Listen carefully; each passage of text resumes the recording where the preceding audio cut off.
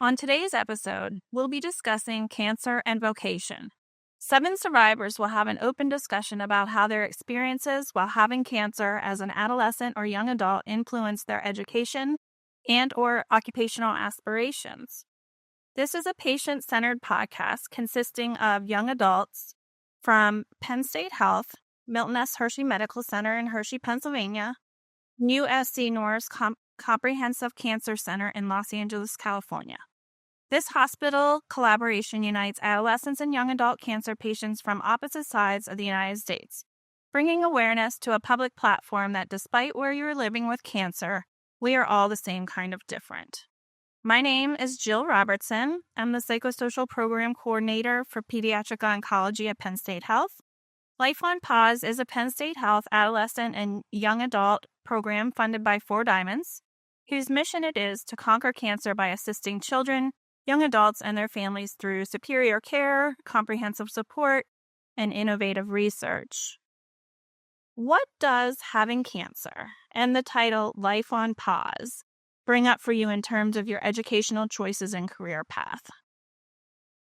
Do you know, when I hear life on pause, it takes me right back to my diagnosis of just like the world stopped. Literally, pause might even be too light of a term. You know, it's like a full stop as we continue with our treatment and start to feel further away from the diagnosis or from the really heavy stuff. It feels like I myself, I'm starting to unpause a little bit in certain aspects of my life. And then I find a little bit of hardships and confusion surrounding like getting back to work or getting back to the life that I had prior to my diagnosis.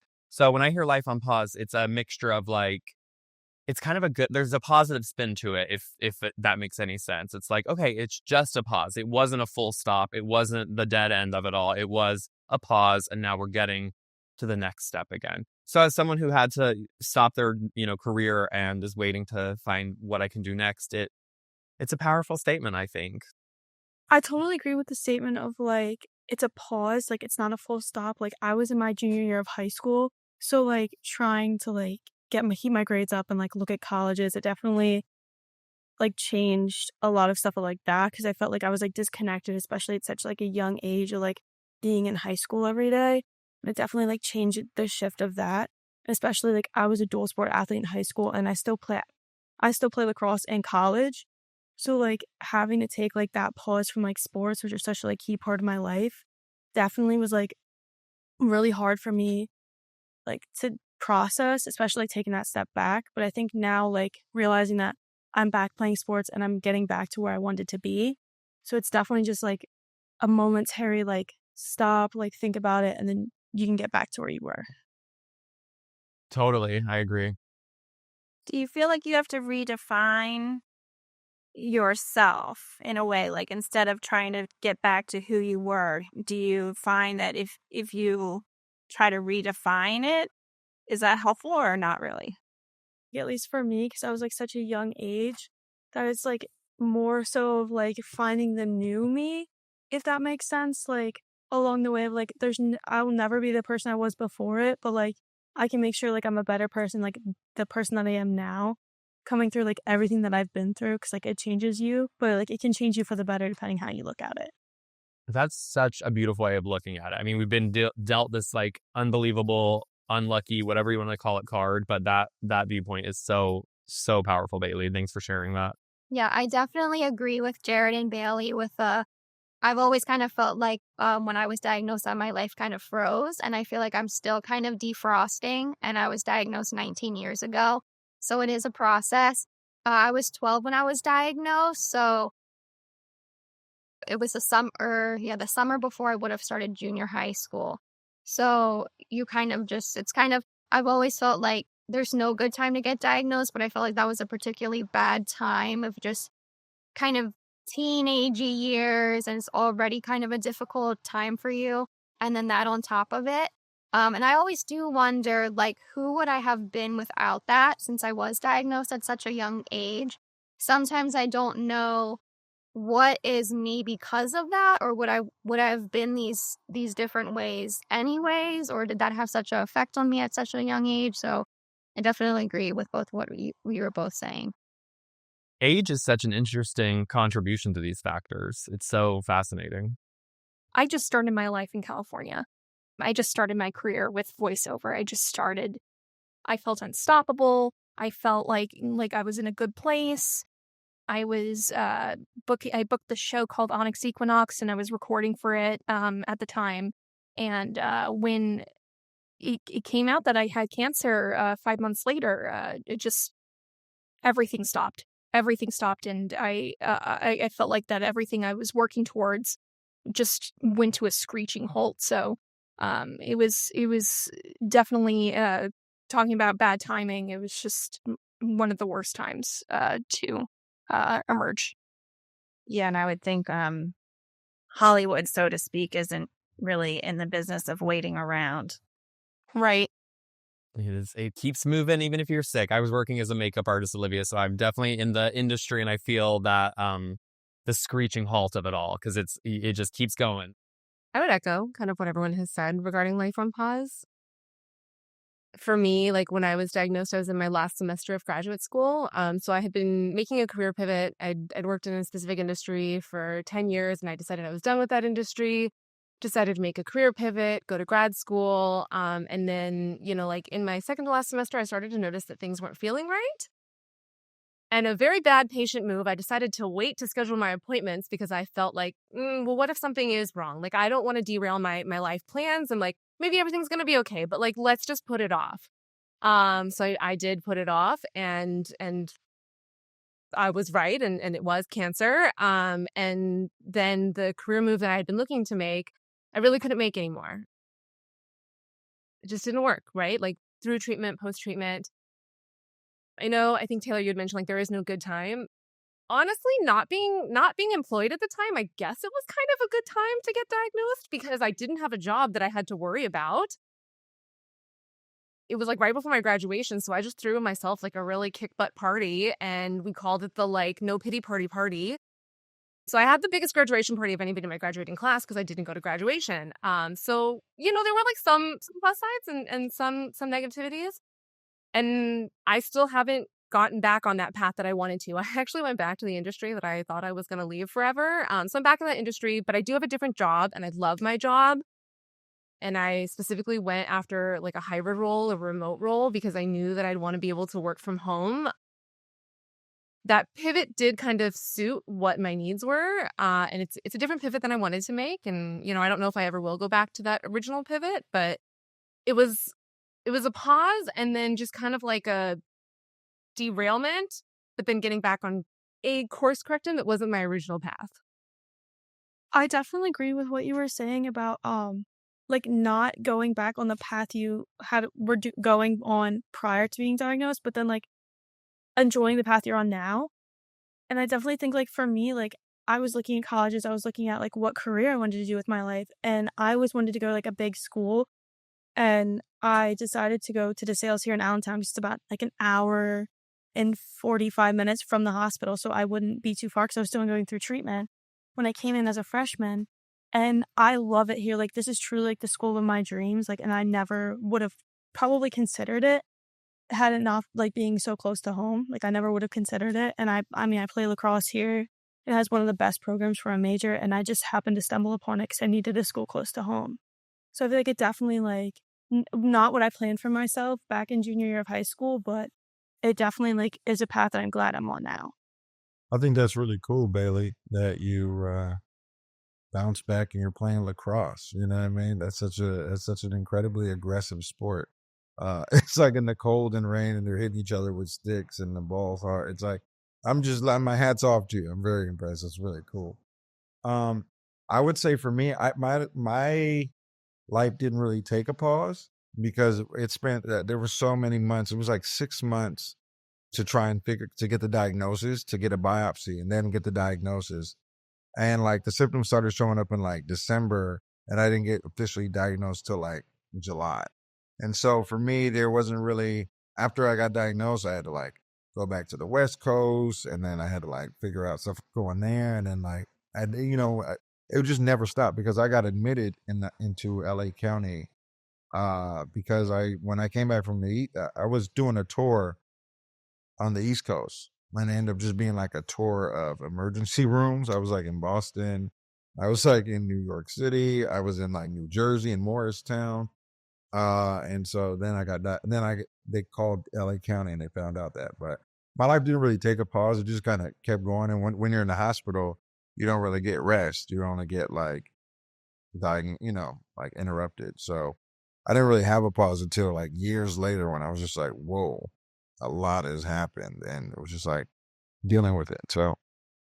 So, Quincy, when you say you were on a tour of the East Coast, was that for your job and you continued to work throughout that whole time? Oh God, no. I was I was doing stand-up comedy, and like a lot of my friends had told me like, "Oh, we got to come to the East Coast," and so like I was like, "All right, I'm going there."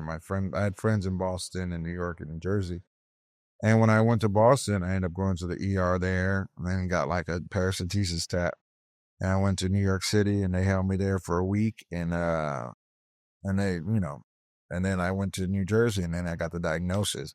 Then I had to come back to LA and break the news to friends and family and my partner at the time and stuff like that. So I didn't ever really have a pause, especially while being in the hospital for like the first 50 days of me fighting it. So, Some of the things that I've heard just listening to people who go through cancer is that it can bring about like a unique perspective on your life, like helping you to maybe define a meaning in your life maybe sooner than other people come to those like epiphany thoughts.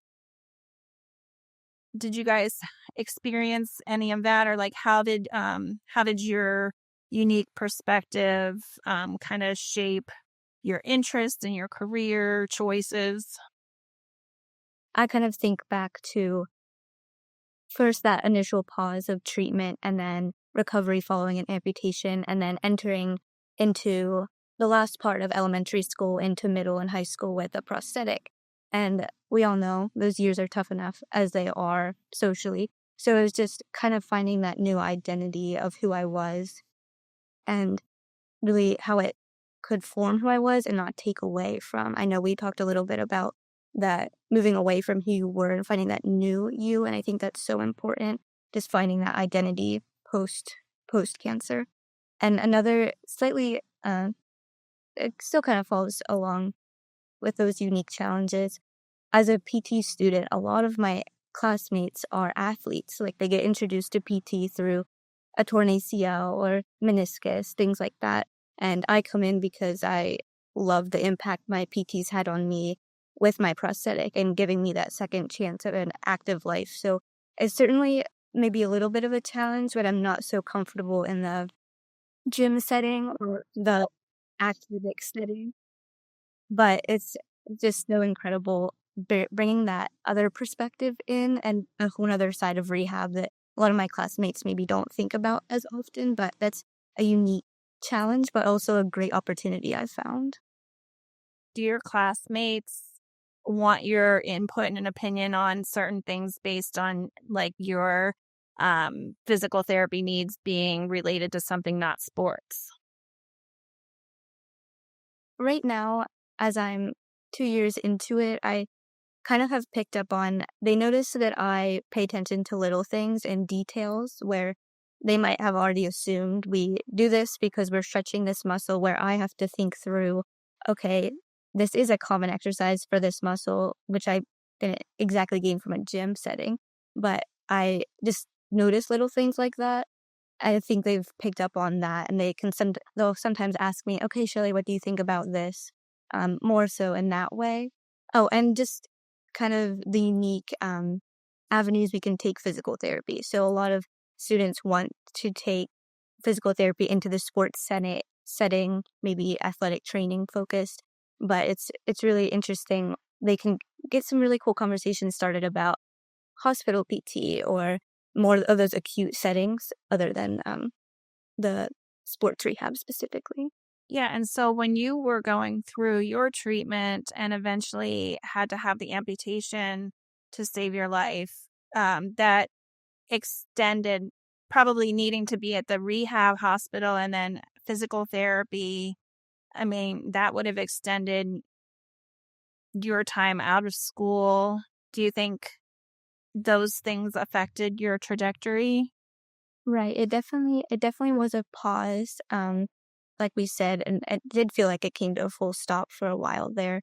But I think I'm super blessed. I have a twin sister. Her name's Kelly, actually. That's a fun fact.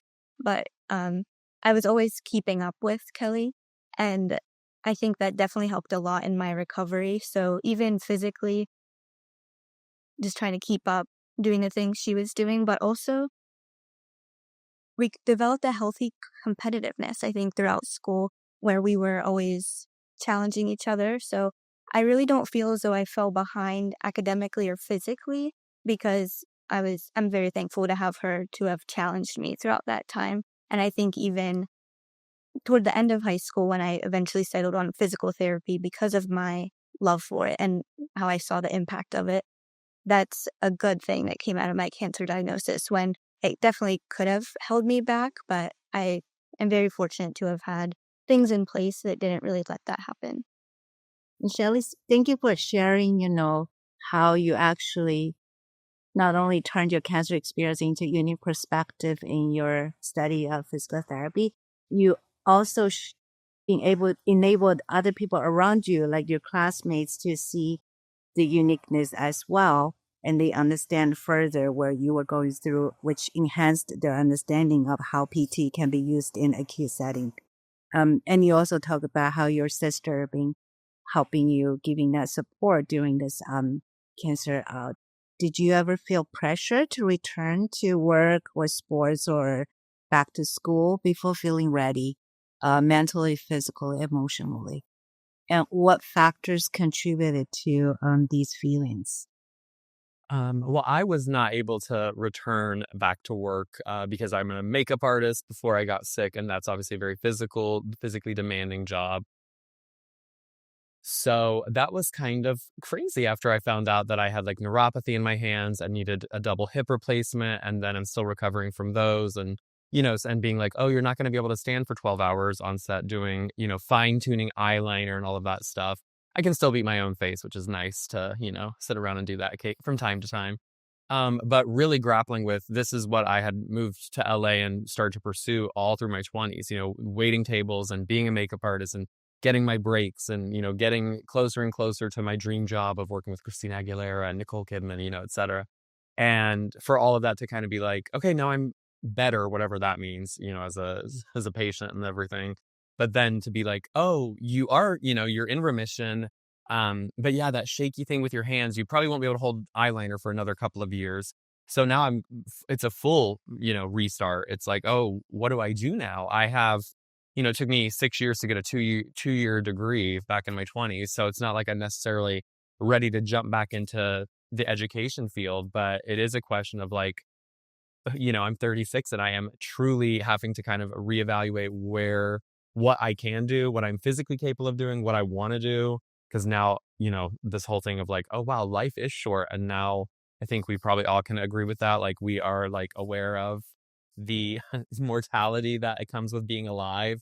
So, I think it becomes, oh my God, it becomes really existential a little bit, of like, what am I going to do? So with my career, it's been really hard and frustrating at times to not know, and so, I'm living with my parents still, partially because of the pandemic and partially because I don't know what's next. Um, and, it's almost like the opposite of, like Taylor, you being in school, like at such a young age. It's like, I feel like I'm, all of my friends are getting married and work and finally getting their promotions and getting to where they want to be. And so it's like the opposite direction. I feel like I'm stunted from the experience. And when you're told, oh, you can't go back to the one job you've been doing for years and years, it's like, oh no, I'm even more stunted. So I find it very complicated. And, I'm grateful for my family and my friends and the support that I have, but it is hard to face that. I definitely can echo that perspective from how close mortality can seem. And I've heard it said a couple times, like, wow, you're so mature for your age back in high school and things. But oftentimes maturity can get mixed up with perspective. And I think that's just something to remember where it's like I haven't lived through my 20s yet, or like I even like back in high school, I hadn't lived through college yet. And I hadn't lived that. So really like the maturity wasn't there. It's just a perspective, like that perspective shift of like time carries so much weight. And that's something that definitely I think of a lot. I can get really nostalgic looking through photos and just wanting moments to last longer or just looking back at memories. But definitely that perspective shift of time is so sweet and so short. And I think it's certainly something to carry. It has pros and cons. I think some pros that I've gotten from it is just trying to be in the moment more, that can sometimes lead into just wanting to treat people better. So I can try to reflect that into patient care, even just interacting with classmates at this point. But yeah, I'm glad you brought that up, Jared. No, I think you said that so beautifully, like almost as like it's not like you're mature for your age, but almost like perspective. Like I feel like because like we're both like around the same age of like being in like college and stuff, like having that like different perspective almost, but just like and equating it to like your age. Like I know last year, like I finished treatment 3 days before I moved into my dorm freshman year. So like I was like bald, like I had just finished my stem cell, my radiation, and coming into college like that with like the perspective that I had, but also looking the way that I did was crazy for me. Like I even looking back, like I'll see the memories, you get nostalgic of like, oh, like high school, I had like this long like auburn hair, and then last year of college, I was freshly bald, and now I have these like curls. Like it's definitely like something like you have to like look it back on. It's crazy like nostalgia, especially like having like your friends like see the differences in you is definitely something that I think is like a personal like how it depends how you are personally, like how you cope with it. And I think it's such like a beautiful thing to be able to like appreciate that almost in a way. I mean, the curls work for you, Bailey. Just letting you know, curls. Okay, love them. Teen curls. Love the curls. Okay. No, I definitely feel it when you track the progress of it, like, cause I had pictures of me on stage before I got diagnosed, and like before I got diagnosed, I was at 144 pounds. Like I was literally the skinniest I've been since I was like maybe 15 or 12 or something like that. So when you track the progress and you see the growth and the strength returning to you and the vibrancy returning to your life in your eyes and stuff like that, the energy returning to you to go back on, the pitch or field or course, wherever it's called for lacrosse. But, it's like, for me, when I got on stage, it was like, it felt good. That felt like home for me. You know what I mean? For me to go back and play basketball, that took years, but like, it felt good when I eventually got back to it. So I definitely feel like I definitely use that as a focal point, like a motivator for me to keep going. Like I don't have the luxury of quitting. You know what I mean? There's so many, and not to like guilt trip myself, but like there's a lot of people, looking at me, depending on me, like they might be inspired by me. And so I don't want to be selfish and just tap out because it's hard and I have a thinning crown right there. You know what I mean? So Quincy, did your diagnosis, is that what led you to switch, completely like leave comedy? Was it like a pretty like you got diagnosed and then you were done with comedy and then you decided to pursue other things? well, like I was committed to the artist life for a while. I was in LA, you know what I mean? It was great. And as I got older, I think like when I got 38, I started looking to do different careers. And then And this like is post your diagnosis? yeah, this is post diagnosis. I got Okay. diagnosed in 2015.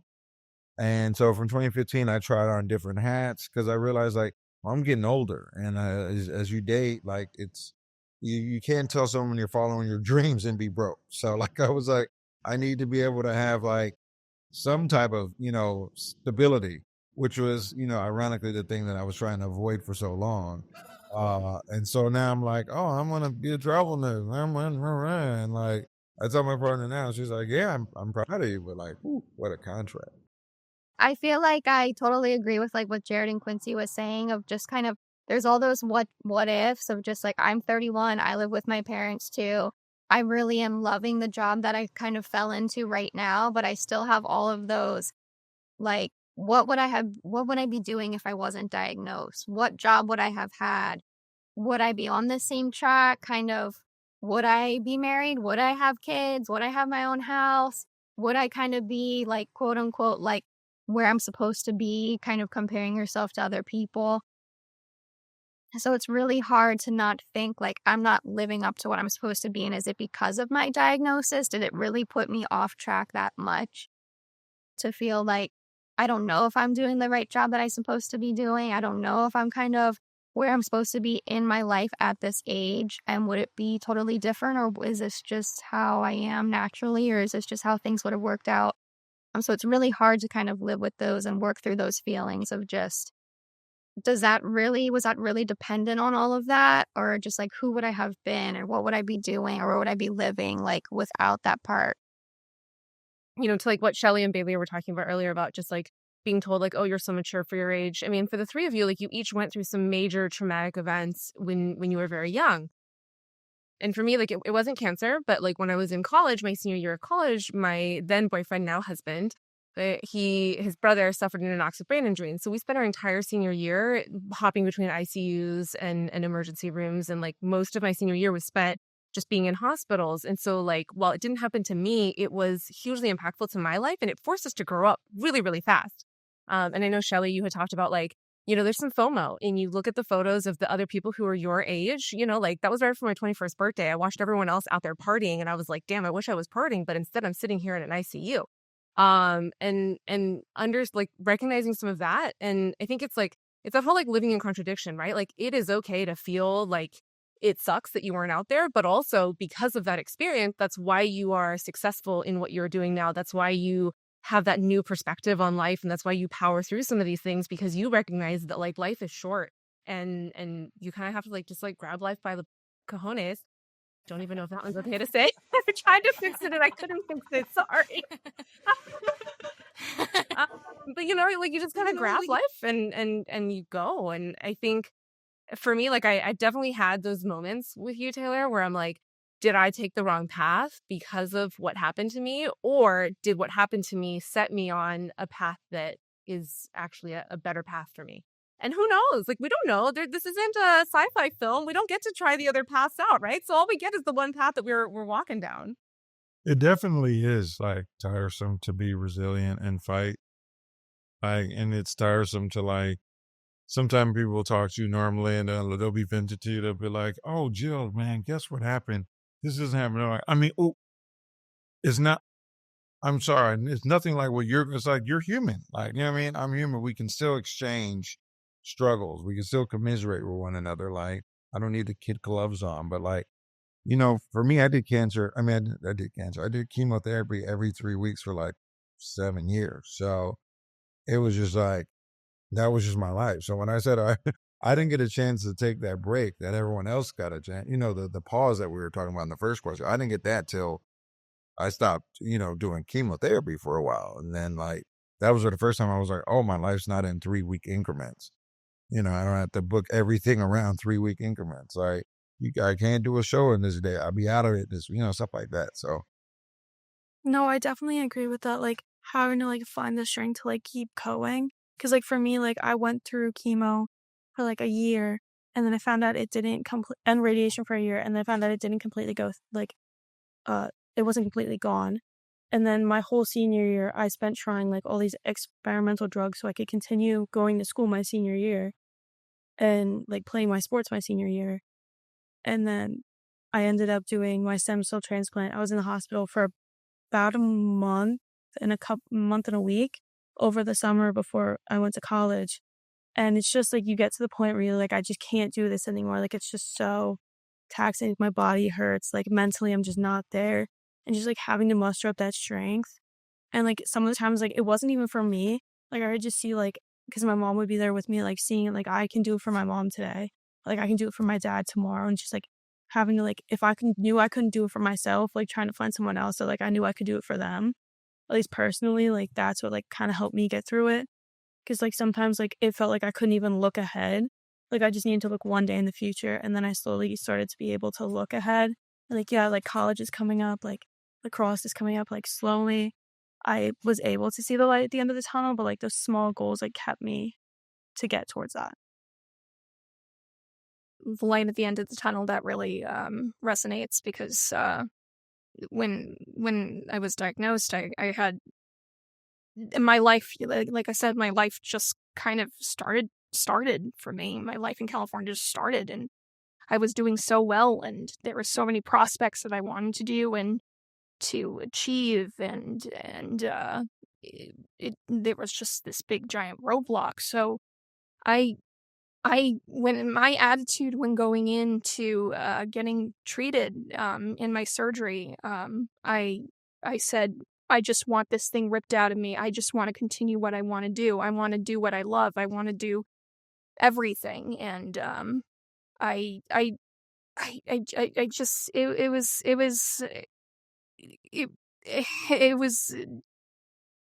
crazy, to say the least. So yeah, definitely. What would be one advice you guys want to give to AYAs who are still going through the challenges of dealing with cancer while they're still in school or at work, or trying to find out, what's lying ahead in their careers? Pay attention to those who are in your corner. Pay attention to those who are there to support you, because those are the real people in your life. Those are the real ones, in my opinion. And it's hard, but focus on things that make you happy and make you that give you comfort. Even the small things. Focus on the small things, because those really, I can't stress enough. They're lifesavers. Yeah, I would say it's okay to change and it's okay to give yourself a break. During treatment, I found out that I really loved watching cooking shows and the Food Network, and watched that all through treatment. And I really found a love for cooking and food. And I picked Penn State Berks because it was really close to where I live and I didn't want to leave my family. And I still haven't left my family. And they had hospitality there, so it was somewhat food related and I could stay close. So I went to that, then went up and finished at Penn State main campus. And I really love food and love cooking, and it has not so far turned into a career. I would still love to do something food related, and I still love cooking and food and being a foodie and all of that stuff just for fun and just for my own time. And sometimes as a career that's a little bit takes the fun out of something that you love like that. And now I'm teaching English classes to adults who want to learn English in this country, and I'm working as a volunteer coordinator with our literacy council in our county, of helping get volunteers and match them with tutors, get them to be tutors and match them with students.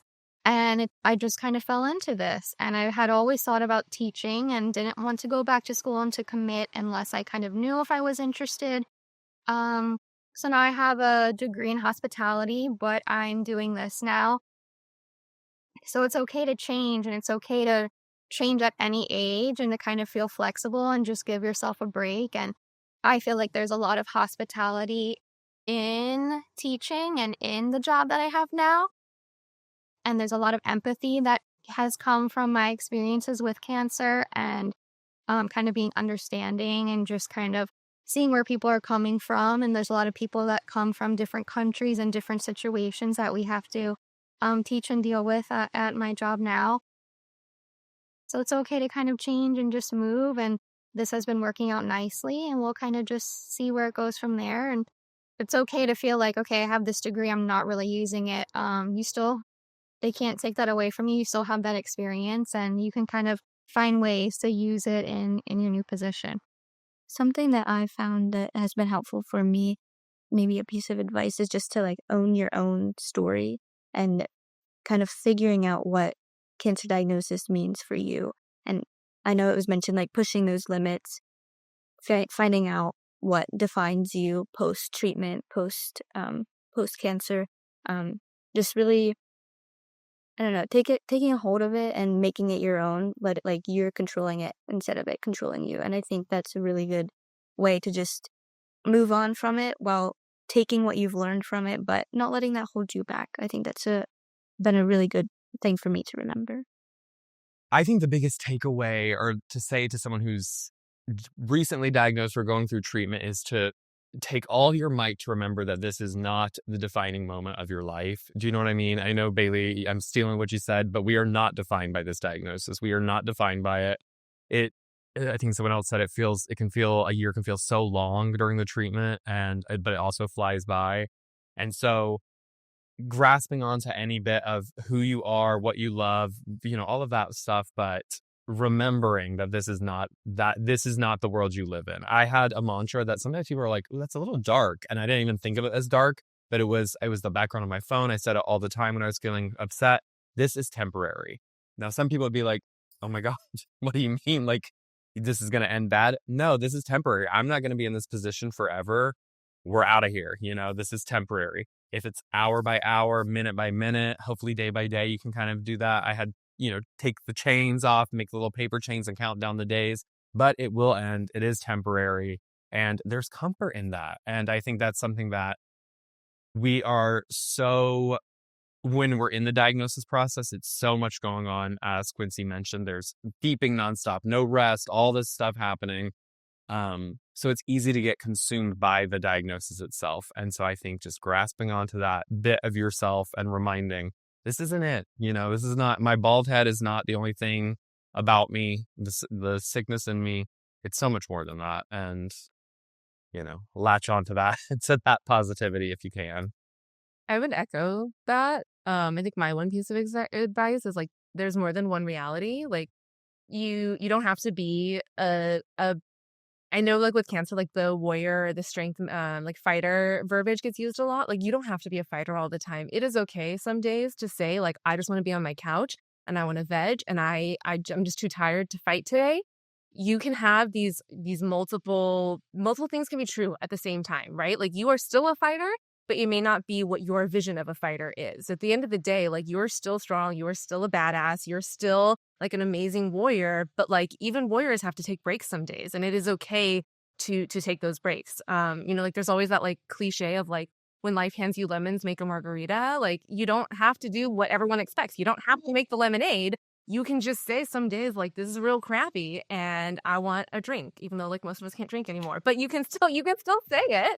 Right. And you can do the things that are unexpected and you can honor like who you are, because cancer doesn't define us. It's a piece of our lives. It's a chapter in our lives, but it's just a piece. It's not all of us. I was just going to say, like, I always have this mantra, and it's a very like Pennsylvania mantra. So like, I don't think it'll reach to our California friends, but I always say like, my experience is like a Pennsylvania pothole. Like it's there and like, it's going to suck. But like, I'm going to get out and I'm going to get past it and like, it's going to go. So like, I always just kept like reminding myself that like, it's going to suck. Like there's no other way to put it, but like I'm going to get through it. And it's how I choose to like think about it once I'm out of it that'll like, cause I always say like memories like are going to outlive us. Like it's how you choose to like think about it in the end. Like looking back, like, yeah, I have like stupid stories from like stupid things that happened while I was in the hospital, or like weird things that like I didn't eat, or like fun things that like I share randomly with my roommates now, or like weird things that I can like look back on and like kind of giggle at. And I think that's like the way I choose to do it. And I think that's definitely like your perspective changes everything. And you choose how you want to go through this journey. And I think like that's so like my perspective is my everything for myself personally. And I think just like even like if I get a bad grade in school, I'm like, in 20 years, is this grade going to matter? No. And like you just brush it off. Like, I think that's so much how you have to like in certain situations you have to be a goldfish.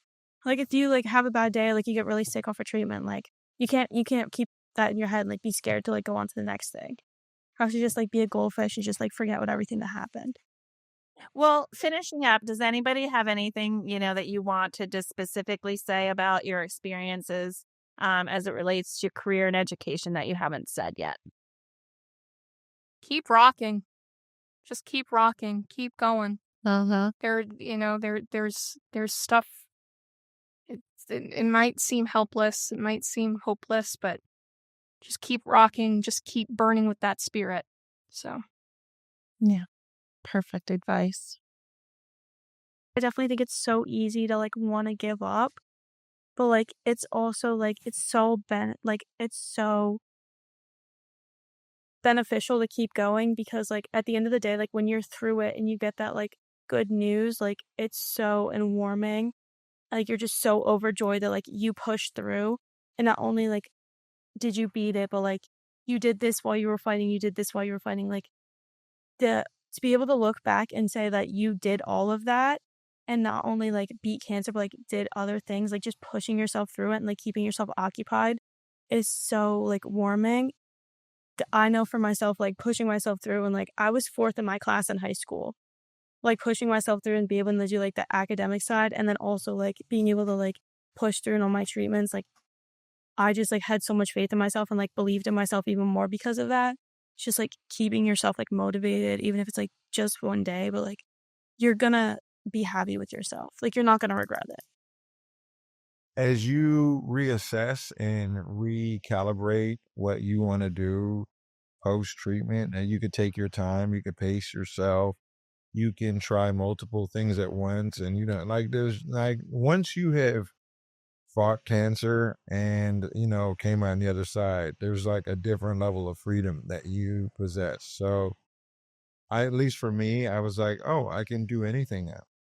Like, I fought for my life and won. So I think I'm now free to do whatever I want. So, like, if you're thinking about going back to school, go back to school.